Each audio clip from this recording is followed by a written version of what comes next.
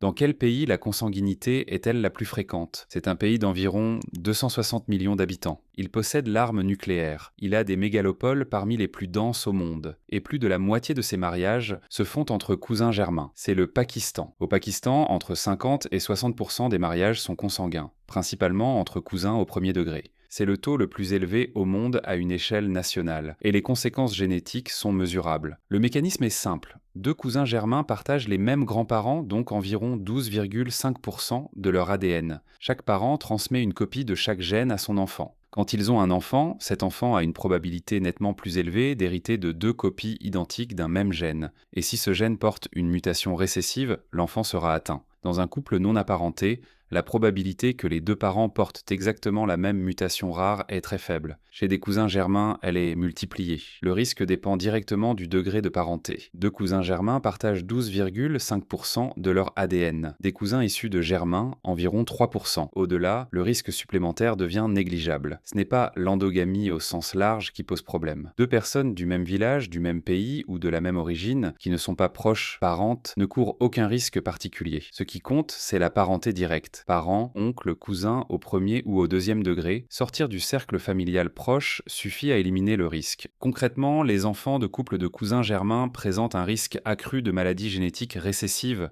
et plus largement de certaines malformations congénitales, notamment cardiaques. Selon les populations, on observe aussi davantage de surdité, de cécité ou de déficience intellectuelle d'origine récessive.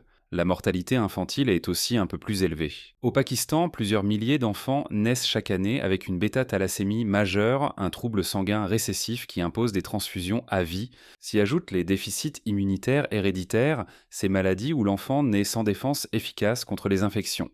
Le Pakistan compte des centaines de maladies récessives, souvent très rares ailleurs dans le monde. Cela dit, la très grande majorité des enfants pakistanais issus de couples de cousins germains naissent en bonne santé. Le risque supplémentaire ne concerne qu'une petite minorité. Mais à l'échelle d'un pays de 260 millions d'habitants, cette minorité représente énormément d'enfants. Ce sont des médecins pakistanais eux-mêmes qui alertent sur les conséquences génétiques. Si vous ne voulez pas rater la prochaine vidéo sur la génétique des peuples, abonnez-vous.